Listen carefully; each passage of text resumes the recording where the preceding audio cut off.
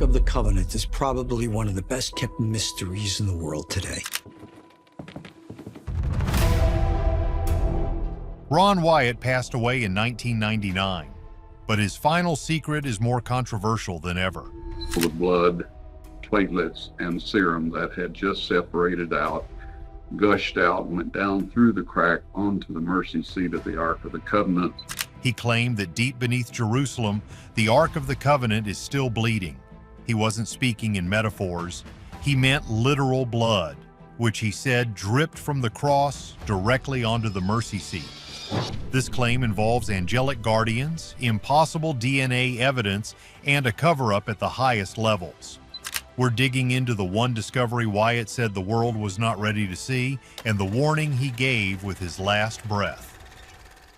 A legacy of impossible discoveries. To understand the shocking claim about the Ark, you first have to understand the man.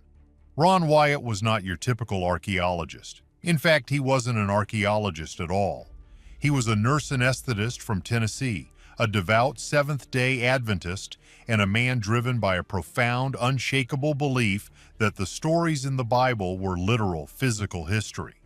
And starting in the 1970s, he set out to prove it, funding his own expeditions with his own money.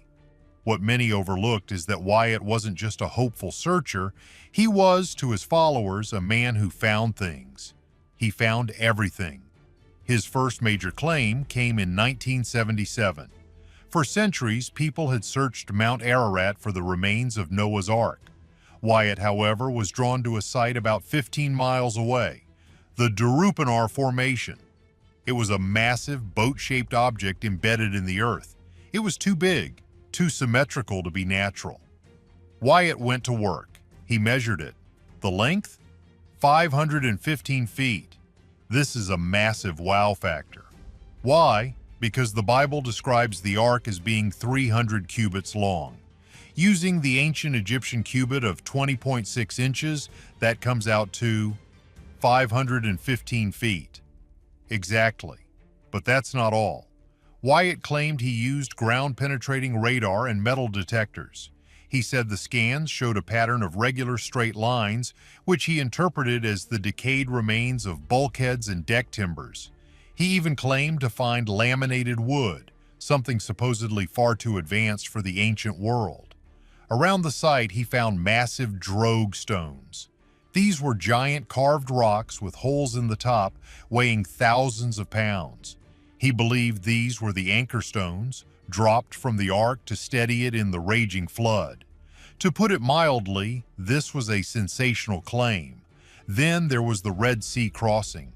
Wyatt dismissed traditional locations. He looked at the Gulf of Aqaba, specifically a spot called Nuweiba Beach.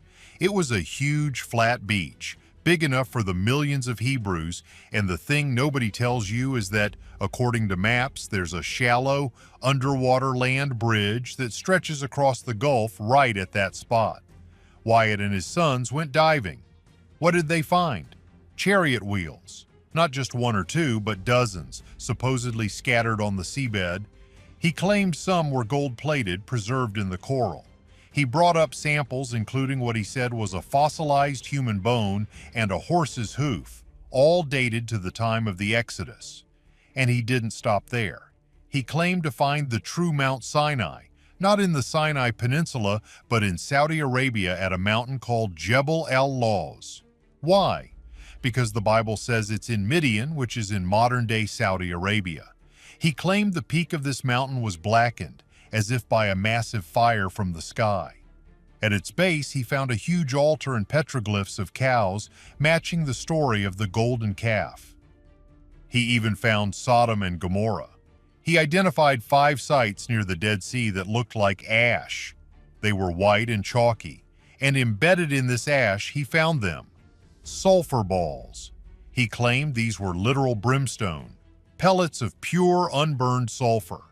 He said he had them tested, and they came back as 98% pure sulfur, a wow factor of geology, as natural sulfur is rarely so pure. You see, for Ron Wyatt, finding the impossible was just another day at the office. Many people are crazy about his findings, seeing them as undeniable proof. Mainstream science, of course, dismissed every single claim. They said the boat shape was a natural stone formation. The chariot wheels were just coral or modern junk.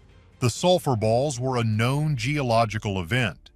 But Wyatt never backed down. He believed he was guided by God, and all of these other world-changing discoveries, they were just the warm-up. But his greatest and most shocking find was waiting under the streets of Jerusalem. The Golgotha excavation. The search for the Ark of the Covenant is the holy grail of archaeology. This wasn't just a box, it was the throne of God on earth. Built by Moses, it was a wooden chest covered in gold, topped by 2 golden angels. Inside, it held the 10 Commandments, carved on stone by God himself. The Ark was the center of Israel's worship for centuries. Then, in 586 BC, the Babylonians, led by Nebuchadnezzar, sacked Jerusalem and destroyed the temple. And the Ark vanished. Some said it was taken to Babylon. Some said the prophet Jeremiah hid it. For over 2,500 years, it was gone. Enter Ron Wyatt. In 1979, he was in Jerusalem. He was walking along an ancient stone quarry just north of the city's Damascus Gate. This area is known as the Garden Tomb, a place many believe is the actual site of Christ's burial. Nearby is a cliff face that to many looks unnervingly like a human skull.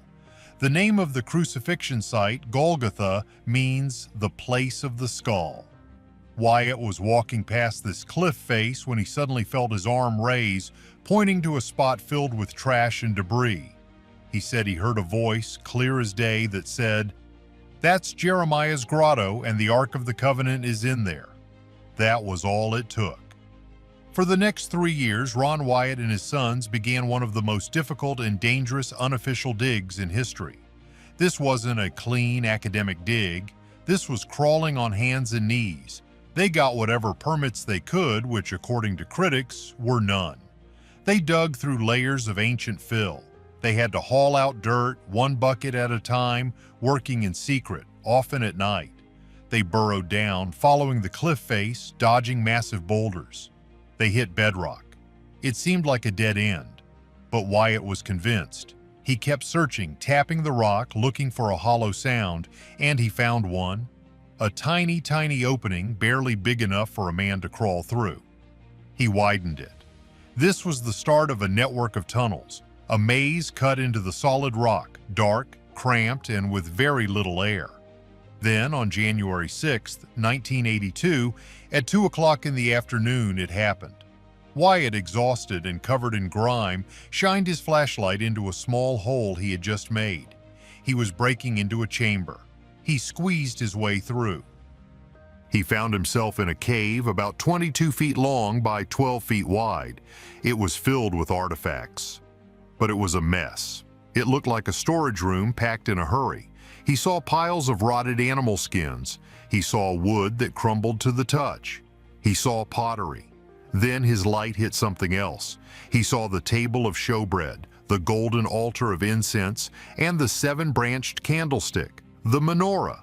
It seemed all the treasures from the first temple were here, hidden from the Babylonians. And in the back of the chamber, in a corner, was a large flat stone. It was a box, a sarcophagus cut from the rock. The lid was huge, several inches thick, and it was cracked. But the most important part was what was on that lid. There was a dark, black, dried substance. It had dripped from a hole in the ceiling, pooled on top of the stone lid, and then run down the side. Wyatt knew instantly what this was. He was in a chamber directly beneath the skull face cliff. He believed this stone box held the Ark of the Covenant, and that black substance was blood. He traced the crack upwards, and what he found chills the blood. The cross and the crack. Ron Wyatt stared, his breath catching in the musty subterranean air. The beam of his flashlight cut through millennia of darkness, illuminating the golden top of the stone box. And on that box, there was a dark stain. It was a thick, blackened, viscous substance dripped from above. It was the one thing that felt wrong, out of place in this sealed, perfect chamber. Who could have bled on the Ark of the Covenant? Wyatt's heart hammered against his ribs. He followed the dark stain with his eyes, tracing it away from the stone lid. His gaze moved upward, past the heavy, cracked stone lid of the chamber itself, and settled on a jagged fissure in the ceiling. The crack snaked its way up, disappearing into the solid rock above. He followed it with the beam of his flashlight. Up and up. The implication struck him like a physical blow. He wasn't just near Golgotha, the place of the skull. This chamber, the one holding the most sacred object on earth, was not next to the execution site. It was directly under it. With a surge of adrenaline that banished his exhaustion, Wyatt scrambled back out of the labyrinthine tunnel system. He clawed his way through the narrow passages, his mind racing. He emerged, blinking into the harsh Jerusalem sunlight. He was a man possessed. He knew what he had to find. He went to the surface, to the top of the cliff face, right above the chamber he had just left. This was the area identified by tradition as the site of Christ's crucifixion. He began to frantically clear the debris and earth, digging with his hands, ignoring the stares of passers-by. He was searching the bedrock for something specific, and then he found it. A cross hole. A perfect square-cut hole about 13 inches by 14 inches and over 2 feet deep, carved directly into the living stone. It was a socket, a permanent fixture designed to hold the immense vertical beam of a Roman cross.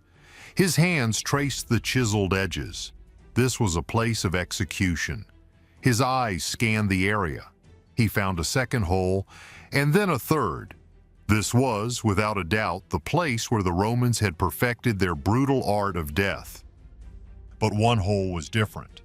It was the one he was drawn to, the one he instinctively believed held the cross of Christ. And from its side, a massive, jagged crack extended, splitting the bedrock. He got on his hands and knees, his face pressed to the stone. He could see the fissure running deep into the earth. It was the same crack. It was the same fissure he had seen in the ceiling of the tomb 20 feet below. It was a direct geological line from this crosshole to the mercy seat of the Ark of the Covenant.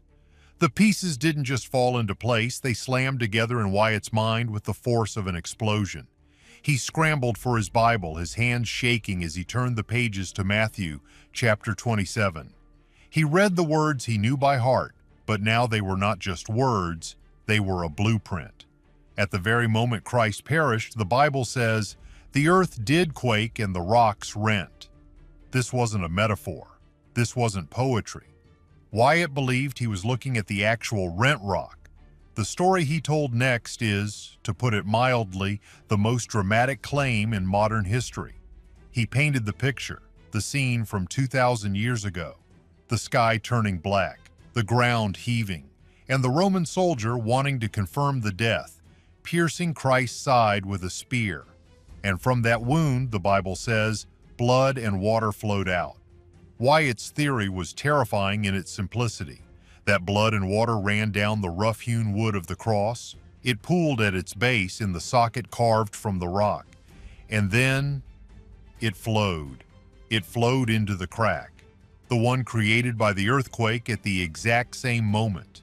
It trickled down, a small divine stream navigating 20 feet of solid rock.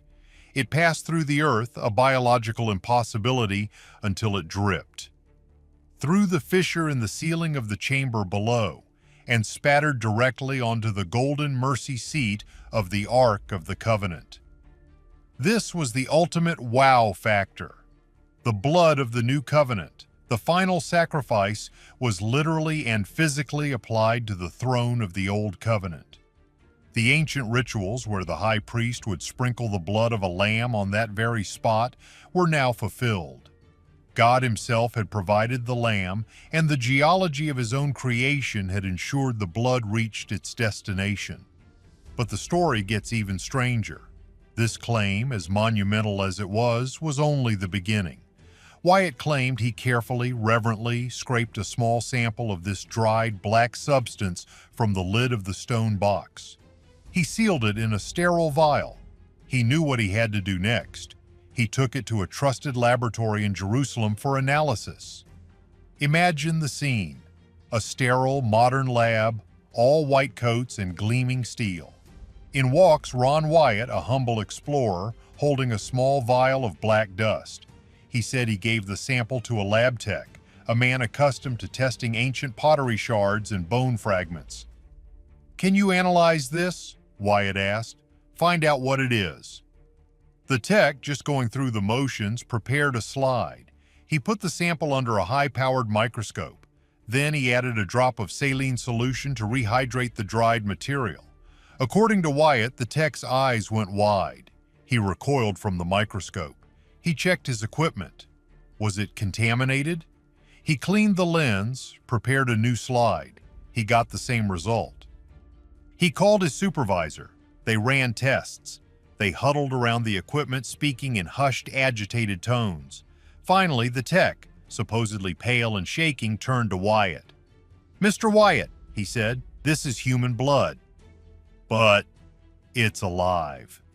Wyatt claimed the tech told him the white blood cells were still living. They were perfectly preserved, as if from a sample taken that very day, not 2,000 years ago. The cells were, in his words, dividing before their eyes. The scientists were baffled. "Whose blood is this?" they demanded. Wyatt simply looked at them and said, "It is the blood of your Messiah."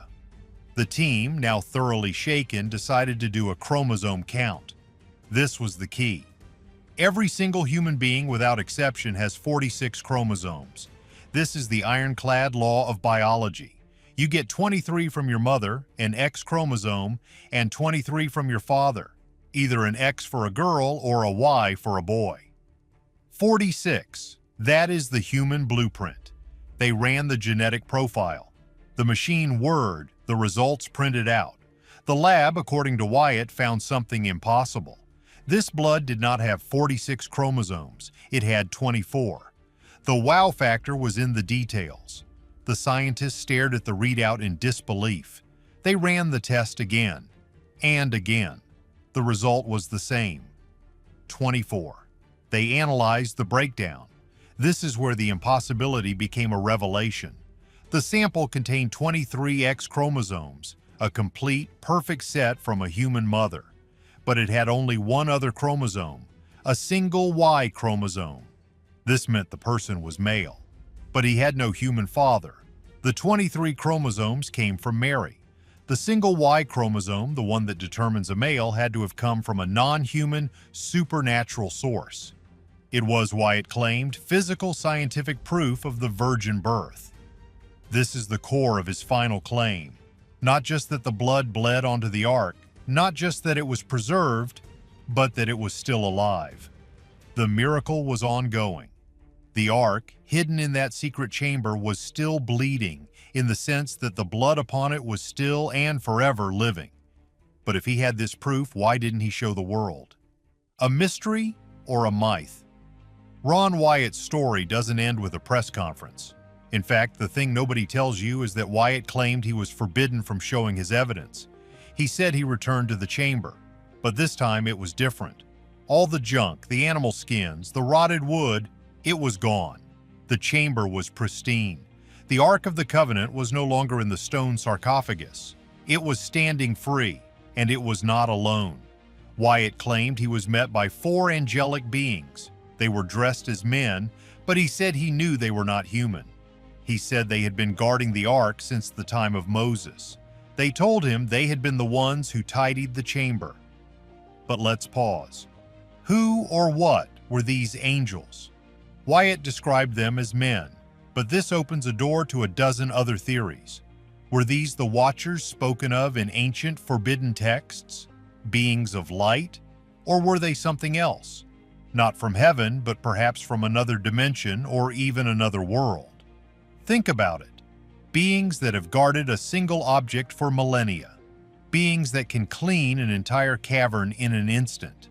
This sounds less like harp-playing cherubs and more like a highly advanced, non-human intelligence. Some theorists have suggested that the Ark itself isn't just a holy relic, but a piece of lost technology. a power source, a communications device, or even a gateway. And these angels weren't guardians. They were technicians, there to perform maintenance. Wyatt's story continues. These beings had a message for him. The time was not yet right. According to Wyatt, the angels told him that the Ark and the 10 Commandments inside it would only be revealed to the world at a specific moment. That moment would be when the governments of the world passed a Mark of the Beast law, a global law that would force people to choose between obeying human government and obeying the law of God. Then, and only then, would the original stone tablets be brought out as a final testament. This is where the story gets really wild. This prophecy implies that the powers that be, a hidden global elite, are aware of the Ark's existence, and they don't want it found. Why? Because it's the one thing that can stop their plan. This theory suggests that the push for a single world government, a one world digital currency, and global identification systems isn't about convenience. It's the literal fulfillment of that prophecy. The Mark of the Beast Law. In this version of events, Ron Wyatt didn't just stumble upon an artifact, he stumbled into a spiritual war that has been raging in the shadows for centuries. The angels weren't just telling him to wait, they were warning him. They were telling him that the final battle between good and evil was about to begin, and the Ark was the ultimate prize. Wyatt said the angels allowed him to take the stone tablets, the actual 10 Commandments, out of the Ark. He described them as being covered in a writing that looked like Hebrew, but was not. He said he was allowed to take photographs, but when he had them developed, they were all fogged out or black. He tried to bring a video camera in, but the footage was blurry and unusable. He claimed supernatural forces were preventing the proof from getting out. But what if it wasn't a supernatural force in the way we think of it? What if it was technology? The Bible itself describes the Ark as incredibly dangerous. It was a weapon. It leveled the walls of Jericho. It brought plagues. It struck down people who touched it improperly. What if the Ark of the Covenant is, for lack of a better term, a machine? What if it emits a unique, powerful energy field, a localized electromagnetic pulse, a form of quantum radiation that we don't yet understand? This energy field could be what fogged his camera film. It could be what distorted his video footage. It wouldn't be a miracle, it would be physics. This theory suggests that the Ark is a piece of advanced precursor technology left on Earth by a civilization or a divinity with a knowledge far beyond our own. This energy field might even be the very thing powering the chamber, or perhaps even the angels themselves. It's not magic, it's just science we haven't discovered yet. For the rest of his life, Ron Wyatt was stuck with a secret he couldn't prove. He was called a fraud, a liar, and a deluded fool by mainstream archaeologists, scientists, and even many religious leaders. And then, in 1999, Ron Wyatt was dying. He was battling cancer, and it was a fight he was losing. He was weak, confined to a bed. His followers and his critics came to him. They asked him one last time, "Ron, was it true? Did you really find it?" This is the before he died moment. With what strength he had left, Wyatt reaffirmed everything. He said he saw the Ark, he saw the angels, he analyzed the blood, he confirmed the 24 chromosomes. He swore that the Ark was still there, under the garden tomb, guarded by angels, and that the blood on its mercy seat was still alive. He passed away in August of 1999, holding to his story as the absolute truth.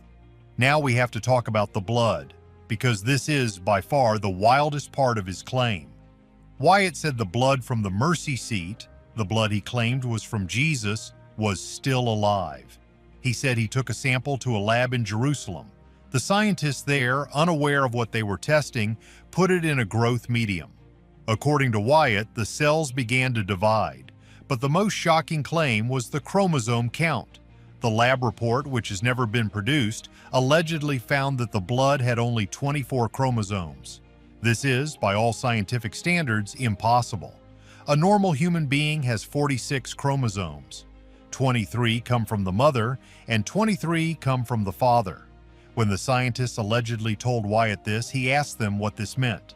They supposedly replied, "This blood belongs to someone who only has one human parent.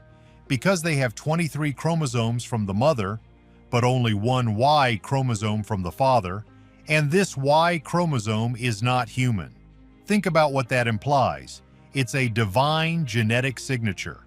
It's proof of a virgin birth, written in the language of DNA. But let's take this theory even further. What if that 24th chromosome isn't a Y at all? What if it's something else? A packet of information, a set of genetic instructions that are not of this world? What if the living blood isn't just a curiosity? What if it's the key? The key to what? Immortality? A cure for all disease? The ability to rewrite our own genetic code? This theory suggests the blood on the ark is the real Holy Grail. Not a cup, but the literal, living, divine DNA of Christ. And that is why the secret is so heavily guarded.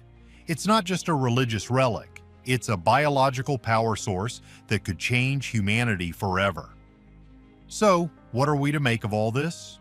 People watching this are looking for a mystery, so let's look at the official facts. The Israel Antiquities Authority, the official body that governs all digging, has stated they have no record of any excavation permit for Ron Wyatt. They say officially that he never had permission to dig. But let's be real. If a government body knew the Ark of the Covenant was right there under a major tourist and pilgrimage site, would they ever admit it? Think of the geopolitical firestorm. Revealing the Ark in Jerusalem would ignite a conflict that could destabilize the entire planet. The last thing they would do is give someone a permit. It's far easier to deny. Then there's the Garden Tomb Association, which manages the site. They emphatically deny that any such chamber exists. They did have to seal an opening that Wyatt had dug, but their reason wasn't to hide the Ark. They said it was because his unauthorized tunneling had made the entire area unstable and dangerous. Or is that just the perfect cover story? What better way to seal off the most important discovery in human history than to say, oh, it was just a safety hazard? Some of Wyatt's followers believe they didn't just seal it, they believe they filled that entire tunnel system with concrete, entombing the Ark's chamber, perhaps permanently. And what about the science?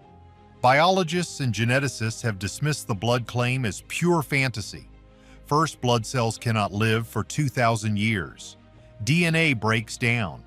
Second, a human with only 24 chromosomes is a biological impossibility. It's not how genetics works. Unless it's being preserved. What if that energy field from the Ark, the one that fogged the cameras, is acting as a perfect high-tech stasis field, keeping the blood cells in pristine, living condition? And as for the impossible genetics, we're talking about a being that, according to the story, defied biology from the moment of conception. Why would we expect his DNA to follow our rules? And what about the lab? No lab in Jerusalem has ever come forward to confirm his story. Of course not. Can you imagine what would happen to the scientists who made that discovery? They would be silenced. The lab would be shut down. The evidence would vanish overnight. Their denial is almost exactly what you would expect to happen. So, are we missing a key detail? Was Ron Wyatt a divinely guided prophet, shown the world's greatest secret and then told to hide it? Was he an honest but deluded man whose faith was so strong he willed these discoveries into existence? Or to put it mildly, was he one of the most creative and convincing storytellers of the 20th century? Here's one more theory, one that ties it all together. What if Ron Wyatt was a pawn? What if a secret society, the Templars, the Freemasons, or some other group that has been actually guarding the Ark for centuries, chose Ron Wyatt? They chose a simple, non-academic, deeply religious man. They showed him the Ark. They may have even impersonated the angels. And they told him this incredible story, knowing full well that no one in the official world would ever believe him. Why? Because it was the perfect controlled leak. It was a way to get the message out to the world that the Ark is real, that it's safe, and that a prophecy is in motion, all while using a messenger who would be immediately discredited by the mainstream. It was the perfect way to tell the truth while hiding it in plain sight. So, what do you think? Is the Ark of the Covenant sitting under Jerusalem, its miracle blood still alive? Or is this just a powerful legend that gives people hope?